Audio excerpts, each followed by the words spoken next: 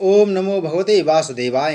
नमस्कार दोस्तों, स्वागत है आप सभी का हमारे चैनल भक्ति ज्ञान में। दोस्तों आइए सुनते हैं अग्नि प्राण की कथा, जिसमें हम अग्नि प्राण के 66वें अध्याय की कथा का श्रवण करेंगे, जिसमें हम वर्णन करेंगे देवता सामान्य प्रतिष्ठा।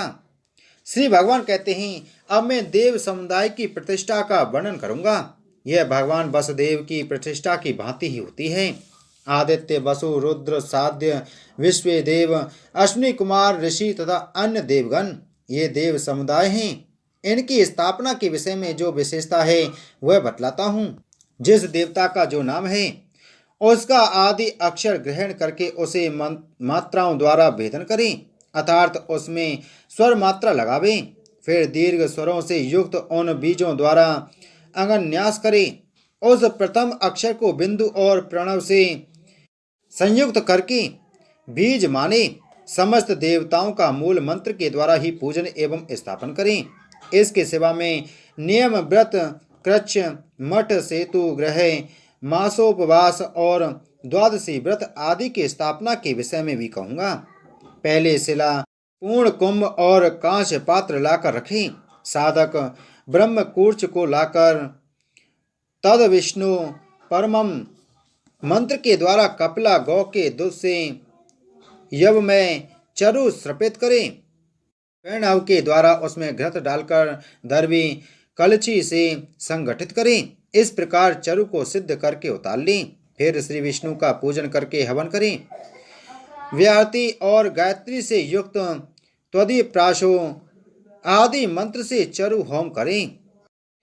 आदि वैदिक मंत्रों से भूमि, अग्नि, सूर्य, प्रजापति, अंतरिक्ष, घौ, ब्रह्मा, पृथ्वी, कुबेर तथा राजा सोम को चतुर्थ्यंत एवं स्वाहा संयुक्त करके इनके उद्देश्य से आहुतियां प्रदान करें।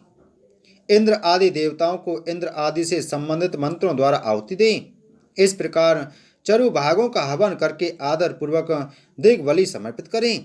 फिर 108 पलाश समुदायों का हवन करके पुरुष सूक्त से घृत होम करें। इरावती, धेनुमती मंत्र से तिलाष्टक का होम करके ब्रह्मा, विष्णु एवं शिव इन देवताओं के पार्षदों, ग्रहों तथा लोकपालों के लिए पुनः आहुति दें। पर्वत, नदी, समुद्र इन सब के उद्देश्य से आहुतियों का हवन करके 3 महाव्याहतियों का उच्चारण करके स्त्रुवा के द्वारा 3 पूर्ण आहुति दें। पिता में वोषट संयुक्त वैष्णव मंत्र से पंचगव्य तथा चरु का प्राशन करके आचार्य को स्वर्ण युक्त तिल, पात्र, वस्त्र एवं अलंकृत गौ दक्षिणा में दें। विद्वान पुरुष भगवान विष्णु प्रियताम ऐसा कहकर व्रत का विसर्जन करें। मैं मासोपवास आदि व्रतों की दूसरी विधि भी कहता हूँ। पहले देवादिदेव श्री हरि को यज्ञ से संतुष्ट करें। तेल, तंडुल, नीवार, श्यामाक अथवा यव के द्वारा वैष्णव चरु श्रपित करें। उसको घृत से संयुक्त करके उतारकर मूर्ति मंत्र से हवन करें। तदंतर मासाधिपति विष्णु आदि देवताओं के उद्देश्य से पुनः होम करें। ओम श्री विष्णवे स्वाहा, ओम विष्णवे विभूषणाय स्वाहा, ओम विष्णवे सिपिविष्टाय स्वाहा, ओम नरसिंहाय स्वाहा, ओम पुरुषोत्तमाय स्वाहा आदि मंत्रों से घृत लुप्त अश्वत्थ वृक्ष की 12 समाधियों का हवन करें। विष्णु रराटमसी मंत्र के द्वारा भी 12 आहुतियां दें। फिर इदम विष्णु इरावती मंत्र से चरु की 12 आहुतियां प्रदान करें। त्वदि प्राशो आदि मंत्र से घृत आहुति समर्पित करें। फिर शेष होम करके 3 पूर्ण आहुति दें। युंचते आदि अनुवाक का जप करके मंत्र के आदि में स्वकर्तक मंत्रोच्चारण के पश्चात पीपल के पत्ते आदि के पात्र में रखकर चरु का प्राशन करें। तदंतर मासाधिपतियों के उद्देश्य से 12 ब्राह्मण को भोजन करावे। आचार उनमें 13वां होना चाहिए।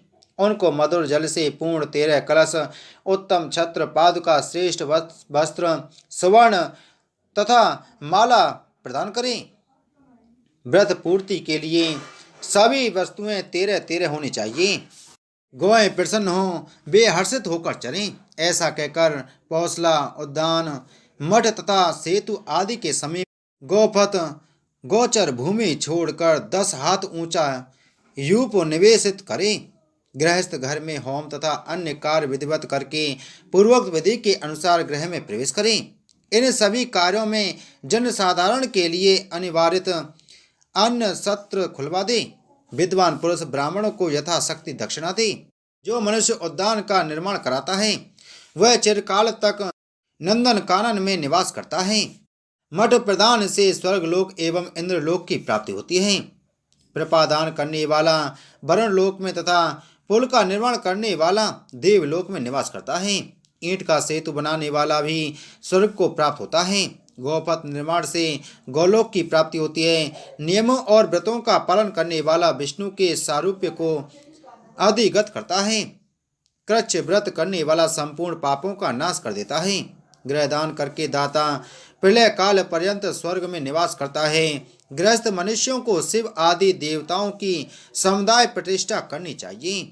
इति श्री अग्नि पुराण 66वां अध्याय संपूर्ण। बोलो अग्नि पुराण की जय। बोलो विष्णु भगवान की जय।